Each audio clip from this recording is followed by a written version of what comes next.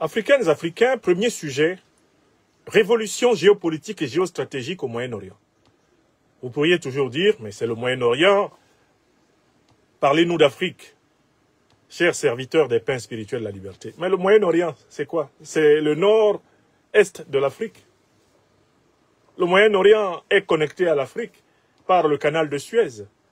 Le Moyen-Orient, depuis la plus profonde antiquité et même la préhistoire, a été un terrain d'expansion des grands empires africains de tous les temps. Le Moyen-Orient est en réalité un satellite du plus grand continent de la Terre, l'Afrique.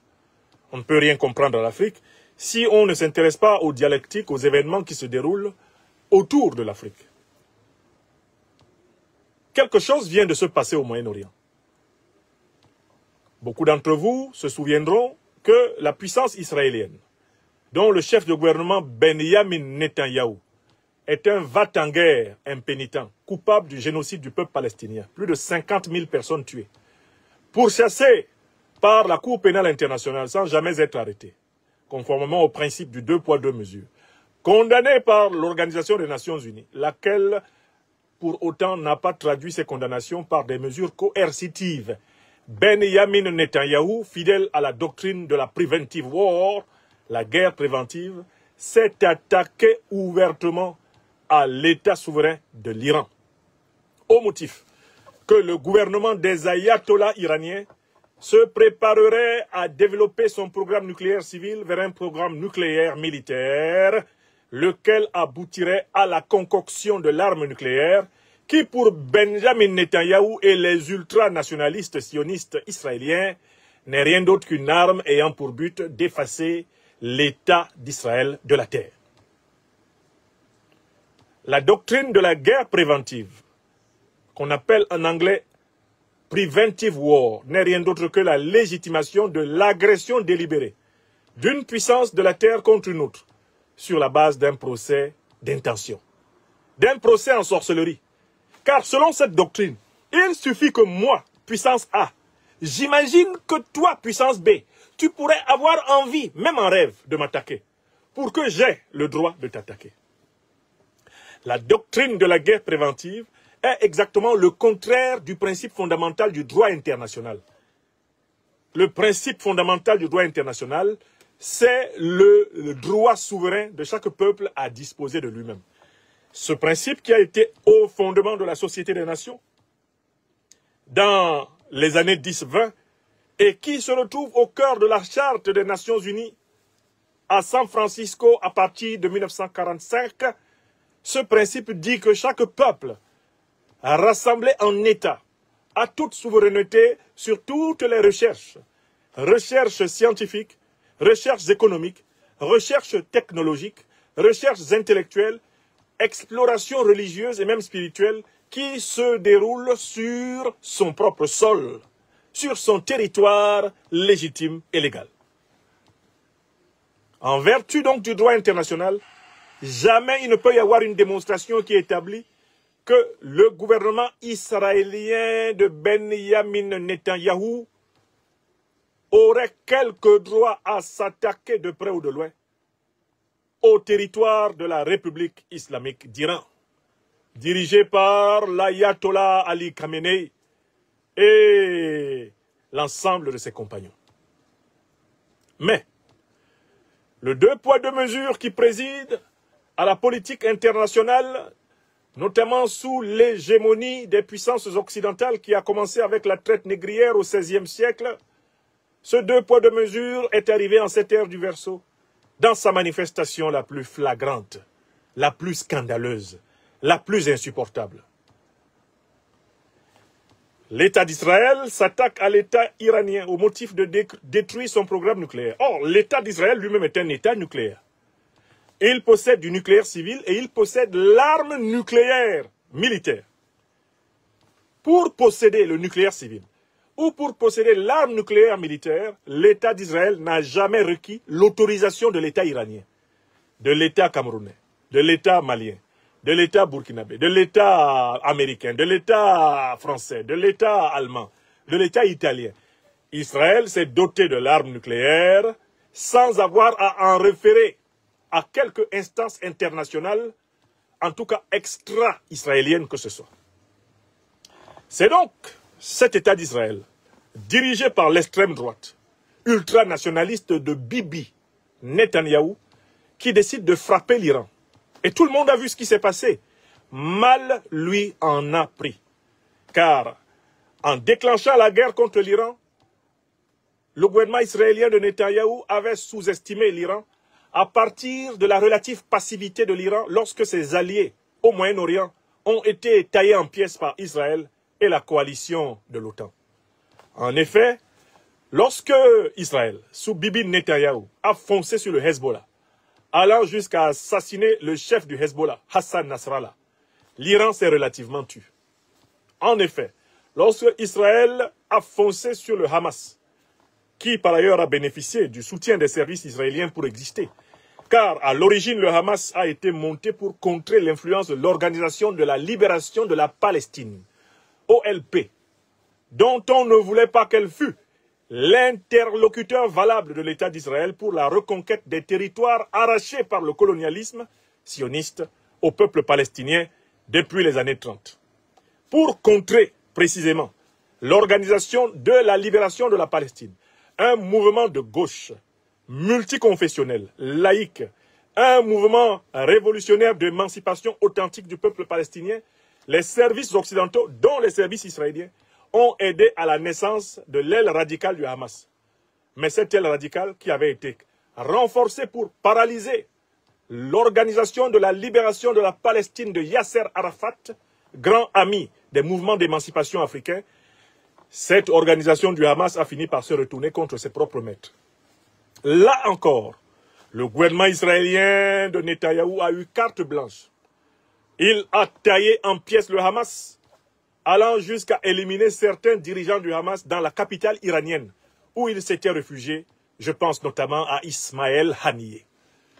Tout le monde a vu le martyre du peuple palestinien et tout le monde a assisté, impuissant, au massacre de Gaza.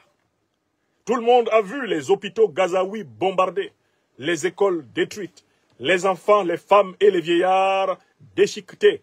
Nous avons tous assisté à la plus violente violation du droit international, même humanitaire, dans cette affaire gazaoui. La terre entière est couverte de honte de n'avoir pas empêché le génocide du peuple palestinien.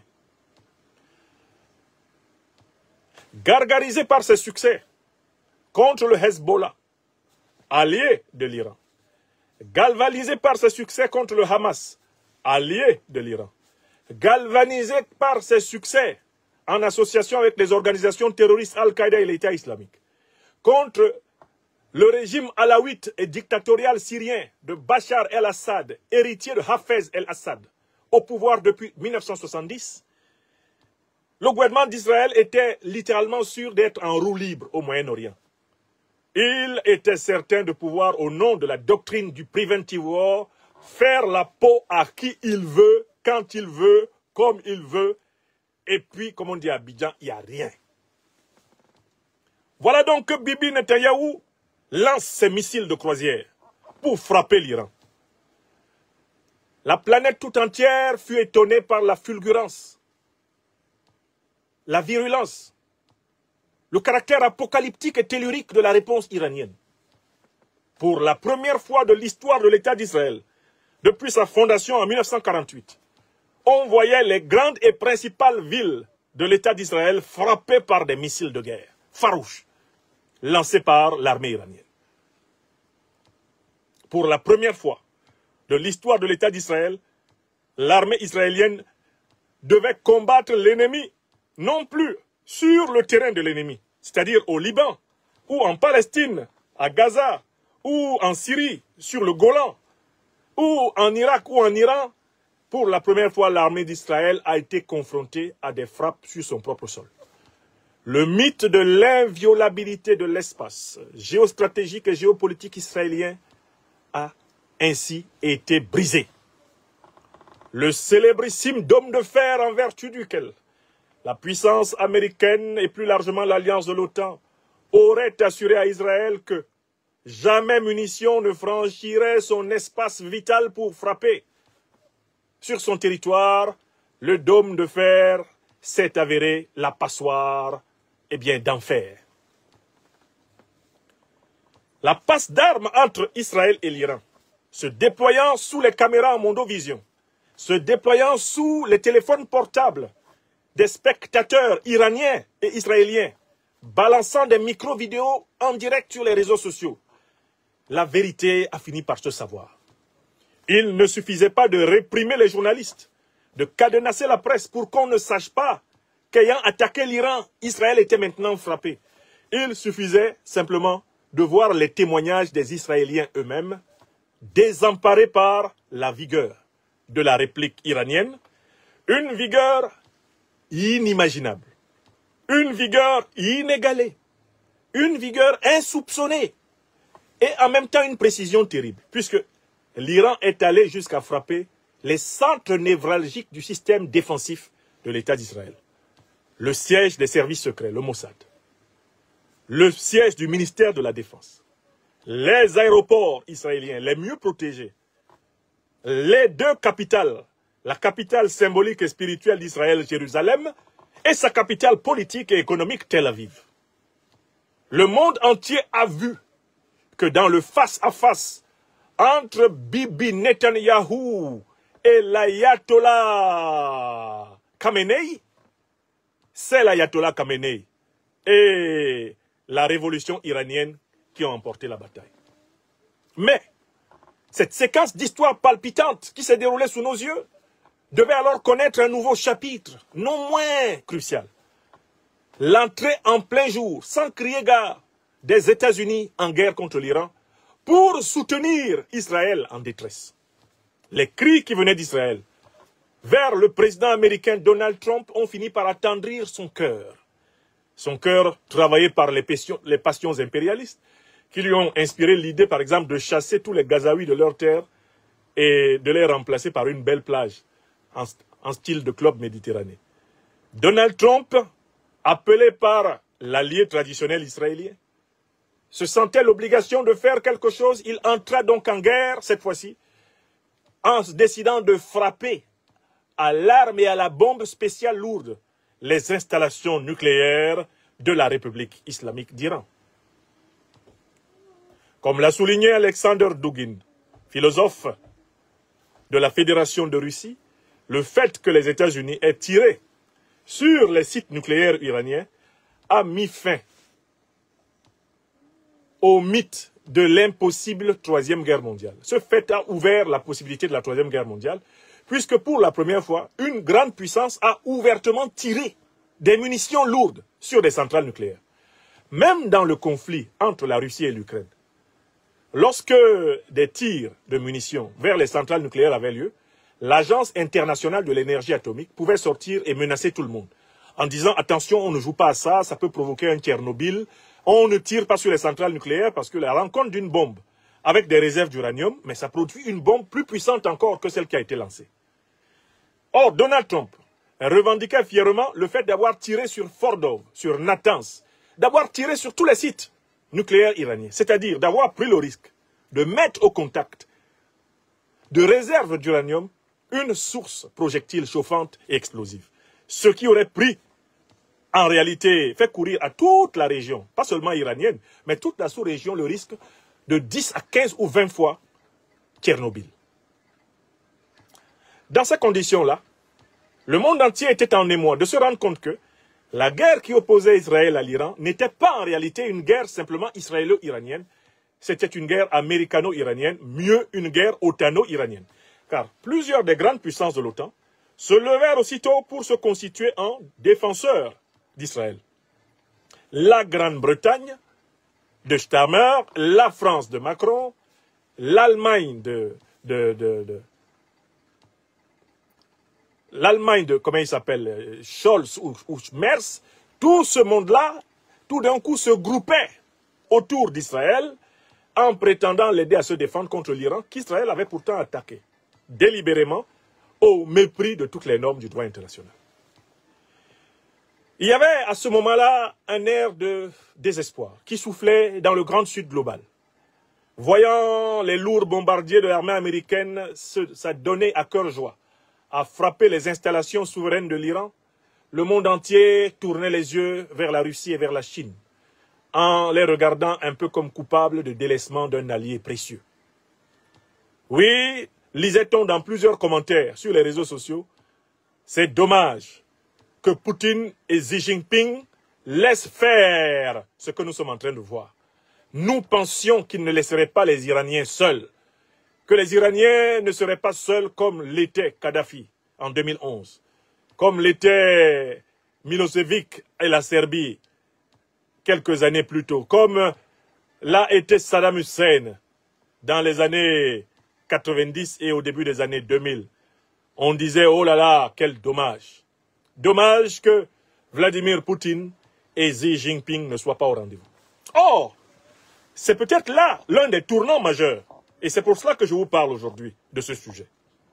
En réalité, c'est l'Iran, et c'est l'Iran lui-même, qui avait refusé depuis le mois de janvier 2025 de signer un accord de défense militaire élargi avec la Russie et la Chine, comprenant une clause de défense mutuelle, au motif que l'Iran pensait pouvoir faire face à Israël sans le secours notoire de la Russie ou de la Chine.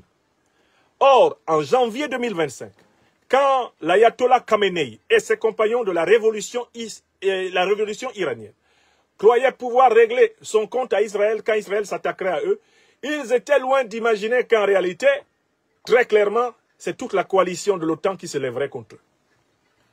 Cette nouvelle donne ayant eu lieu, les États-Unis d'Amérique s'étant mêlés ouvertement de la guerre, la France, la Grande-Bretagne ayant participé à la défense du territoire d'Israël, les Iraniens se rendaient à l'évidence qu'ils n'avaient pas affaire au simple satellite otanien Israël, ils avaient affaire à l'OTAN, exactement comme la Fédération de Russie à travers l'Ukraine, ou comme la Chine à travers Taïwan, ou comme la République démocratique du Congo à travers le Rwanda, ou comme l'Alliance des États du Sahel à travers la CEDEAO, l'Algérie, la Mauritanie, la Côte d'Ivoire ou le Bénin. Tout d'un coup, les Iraniens comprenaient qu'ils étaient encerclés par la même coalition qui a détruit l'Irak, qui a détruit la Libye, qui a détruit le Sahel, qui a détruit la République démocratique du Congo, qui a détruit la Somalie, qui a détruit la Serbie. La même coalition qui attaque, bien sûr, à travers Taïwan, la Chine, ils se sont rendus compte qu'ils avaient affaire à celle-ci.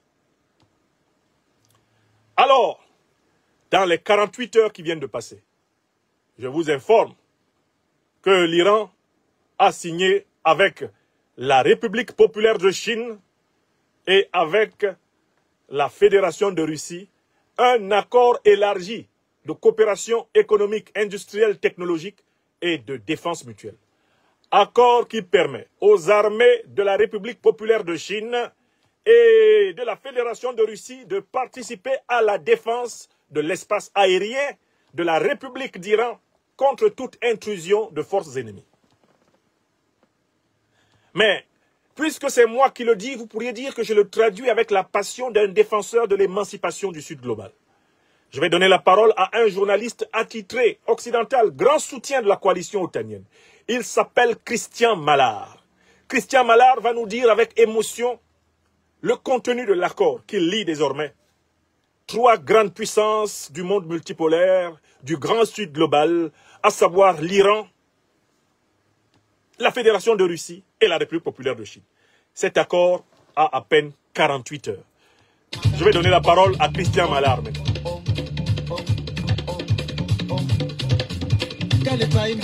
Christian Mallard l'a dit et j'ai reproduit fidèlement l'interview que ce journaliste bien informé a délivré sur le sujet. Vous allez l'écouter en fond sonore assez haut. Christian Mallard interrogé sur la chaîne israélienne I24. Christian Mallard délivre la vérité sur la situation. Monsieur Mallard, qu'est-ce qui s'est passé? L'Iran, justement, avec Christian Mallard, notre consultant diplomatique. Christian, bonsoir. Vous allez nous révéler le contenu d'un accord stratégique très important que l'Iran vient de signer pour très longtemps d'ailleurs avec la Chine et auquel la Russie est également associée. Alors, En gros, c'est un accord sur 25 ans, c'est un accord stratégique. C'est l'Iran qui se livre économiquement et militairement à la Chine et à la Russie. Alors, un des éléments économiques clés de l'accord concerne un investissement à hauteur de 280 milliards de dollars dans les secteurs pétroliers, gaziers et pétrochimiques. Et puis un autre volet de l'accord prévoit un investissement de 120 milliards de dollars dans le domaine des transports et des infrastructures avec main-d'œuvre iranienne qui sera sous contrôle des Chinois. En échange de tout cela, la Chine sera privilégiée pour les offres iraniennes en matière de projets pétroliers, gaziers et pétrochimiques. Elle sera aussi privilégiée pour ses achats de pétrole et de gaz. Ali Khamenei a demandé aussi aux Chinois de développer des lignes ferroviaires à grande vitesse entre Téhéran et la ville sainte de Mashhad à 900 km au nord-est, entre Téhéran, Qom et Isfahan au sud. Enfin, la ville de Tabriz, dans l'Azerbaïdjan iranien, sera le point de départ d'un gazoduc la reliant à Ankara en Turquie. Elle sera aussi sur 2300 km, la plaque tournante de la fameuse route de la soie qui reliera Urumqi, la capitale de la province du Xinjiang, dans l'ouest de la Chine, à Téhéran. Maintenant, il y a d'autres éléments qui peuvent modifier l'équilibre géopolitique du Moyen-Orient. Et là, ça me paraît très grave. La semaine dernière, Ali Khamenei et les gardiens de la révolution ont donné leur accord pour une totale coopération militaire, aérienne et navale entre l'Iran, la Chine et la Russie, qui aura ainsi un rôle crucial. D'ici 4 mois, novembre, il est prévu que les bombardiers et avions de combat chinois et russes aient libre accès de façon illimitée aux bases aériennes iraniennes.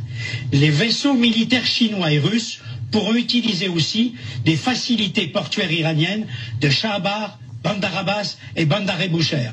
Tous ces déploiements aériens et portuaires seront dotés de matériel électronique sophistiqué visant à neutraliser les nœuds de commande et de communication de l'OTAN.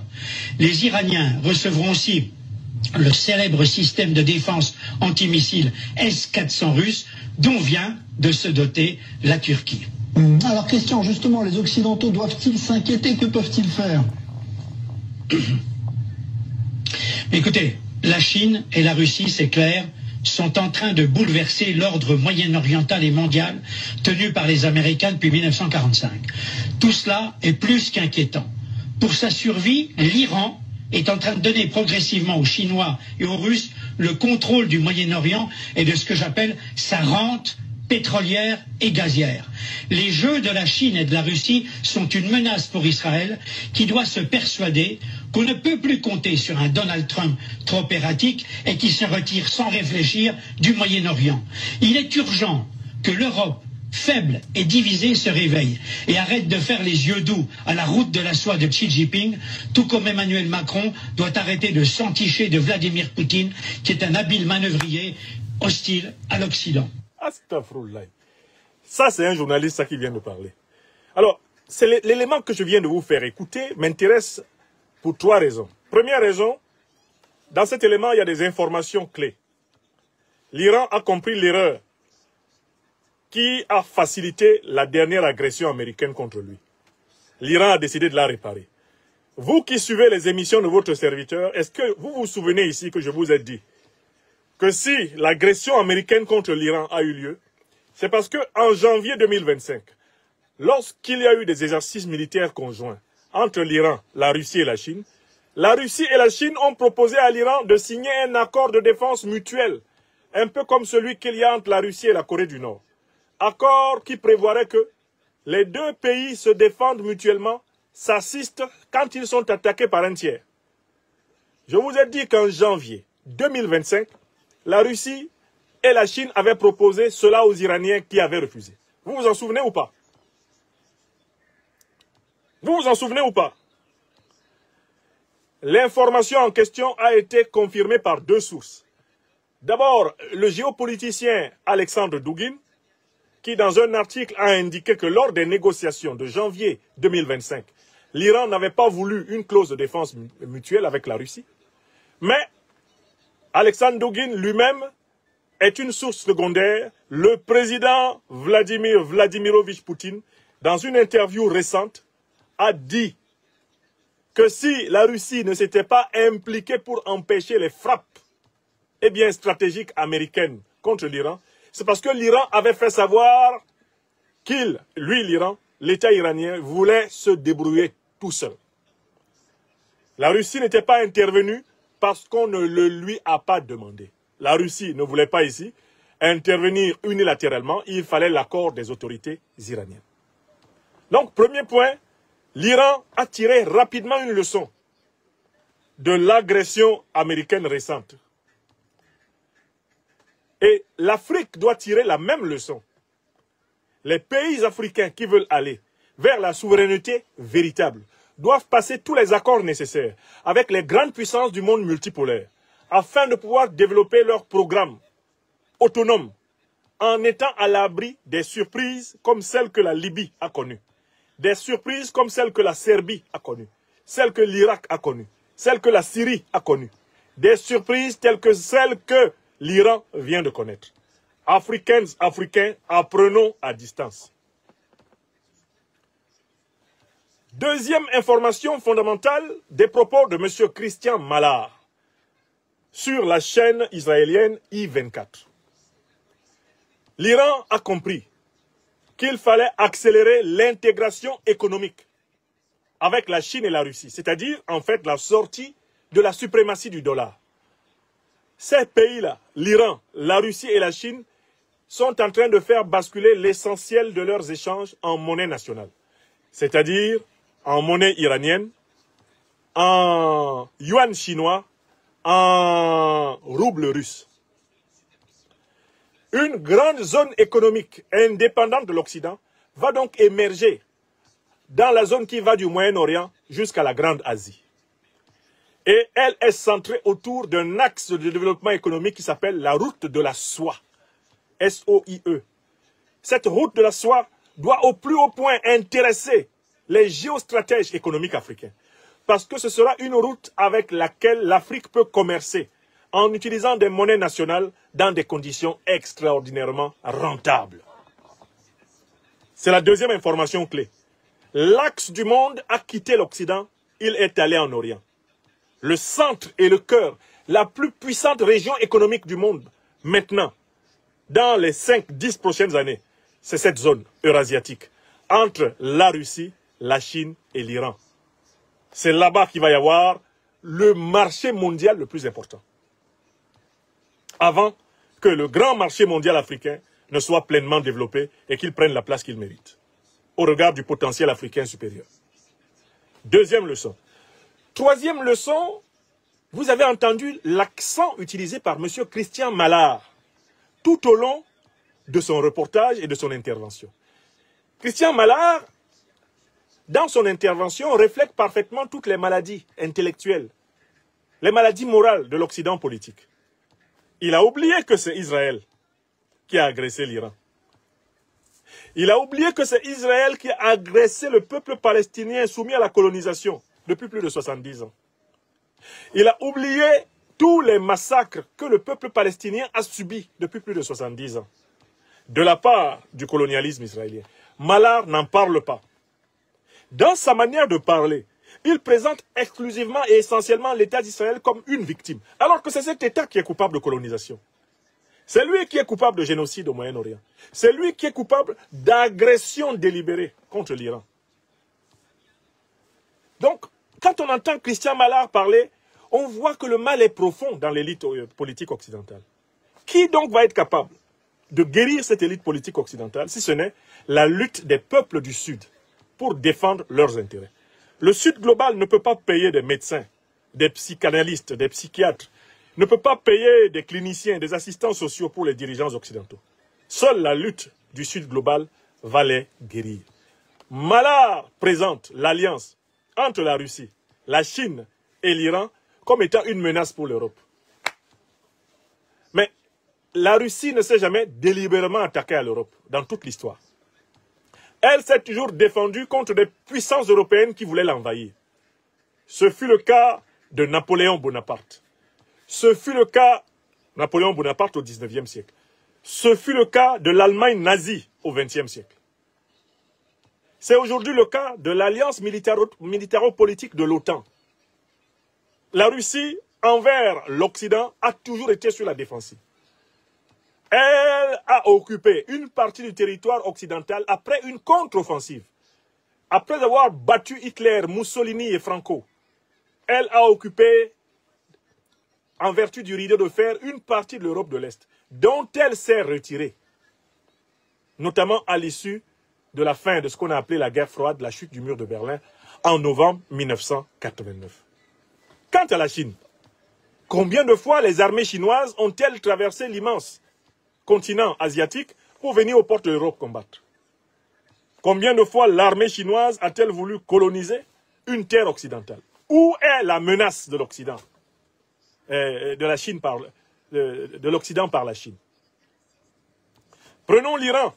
À quel moment l'armée iranienne a-t-elle voulu s'emparer d'un territoire européen? L'armée iranienne a-t-elle pris des initiatives contre les États-Unis d'Amérique ou contre un pays d'Europe? Non. C'est dans les années 50, la CIA qui organisait des coups d'État contre la révolution iranienne. C'est la CIA qui a organisé le règne terrible du Shah d'Iran. Et c'est elle qui, s'opposant à la volonté du peuple iranien d'aller à sa révolution avec l'ayatollah Khomeini, a organisé des attaques délibérées contre l'Iran des années 70, fin 70, aux années 2025 où nous sommes. Nous avons tous vu Donald Trump ordonner une attaque au mépris du droit international contre l'Iran. Ce n'est pas quelque chose qui s'est passé en notre absence. Nous étions témoins oculaires sur la terre. Donc on peut se demander, mais où Christian Mallard peut-il trouver l'outrecuidance de parler comme si l'Europe était agressée par l'Iran? Alors que tout le monde a vu Israël, qui a un satellite justement de l'OTAN, a agressé un satellite de l'Occident politique, a agressé l'Iran. Ça on a vu. Les Palestiniens qui résistent aujourd'hui, on les présente comme des terroristes, mais tout le monde a bien vu l'État d'Israël se construire sur la base d'une colonisation atroce contre le peuple palestinien. Comment Christian Mallard peut-il faire fi des faits de l'histoire? Des faits de l'histoire qui sont notoires et qui sont même reconnus et protégés par le droit international occidental. Comment peut-il faire fi de tout cela et parler comme si des accords stratégiques entre la Chine, l'Iran et la Russie seraient un crime de lèse-majesté? Ce monde, il n'appartient à personne en particulier. Nous en sommes tous des locataires. Le monde n'appartient ni à l'Iran, ni à la Russie, ni aux États-Unis, ni aux puissances africaines. Le monde appartient à l'être absolu qu'il a créé. Et nous, les humains, et les nations, et les États, nous n'en sommes que des passagers, des locataires. Mais comment se fait-il que certains veuillent se comporter comme les propriétaires de la planète, alors que nous en sommes tous seulement des passagers? Je suis choqué par l'outrecuidance du journaliste Christian Mallard dans l'extrait que vous avez écouté. Je suis choqué par son amnésie, par son arrogance, par sa prétention. Et nous avons le devoir, de continuer le combat de la vérité, de la justice et de la solidarité des peuples. Seul véritable combat capable de créer une véritable fraternité humaine, une fraternité authentiquement pacifique et juste. Seuls des accords entre puissances déterminées à préserver leur souveraineté ont de la valeur à nos yeux. Nous devons nous inspirer de la démarche irano-russo-chinoise, de la démarche malio-burkinabéo-nigérienne pour continuer à consolider la souveraineté africaine. Au lieu des liens qui aliènent, les liens du néocolonialisme, les liens de l'impérialisme, cultivons des liens qui libèrent, les liens du monde multipolaire. Passons à la suite de notre analyse politique.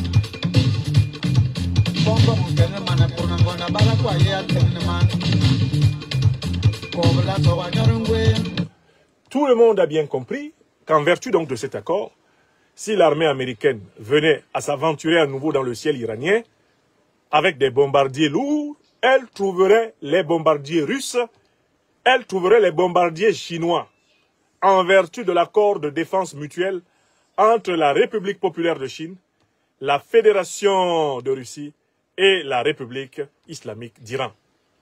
C'est clair. Désormais, le ciel iranien s'appelle « Dieu connaît bagage qui est lourd ». Dieu connaît bagage qui est lourd. Dieu connaît bagage qui est lourd. Celui qui s'en va encore dans le ciel iranien pour bombarder l'Iran, c'est qu'il va avoir affaire aux armes russes et chinoises. Désormais, les côtes, les mers, les océans qui entourent l'Iran, le golfe Persique, sont ouverts dans le cadre de l'accord de défense mutuelle à la marine de guerre de la Russie et de la Chine. Celui qui vient avec un navire de guerre pour menacer l'Iran, c'est qu'il va avoir affaire directement à la marine de guerre de la Russie et à la marine de guerre de la Chine. Il ne vaut mieux pas être celui-là. Car, en effet, un autre proverbe africain le dit, quand le singe veut mourir, il dit qu'il fait très chaud dans la forêt. Sujet suivant. Quand le singe veut mourir, il dit qu'il fait très chaud dans la forêt. Alors, abordons le... Partage la vidéo et puis abonne-toi.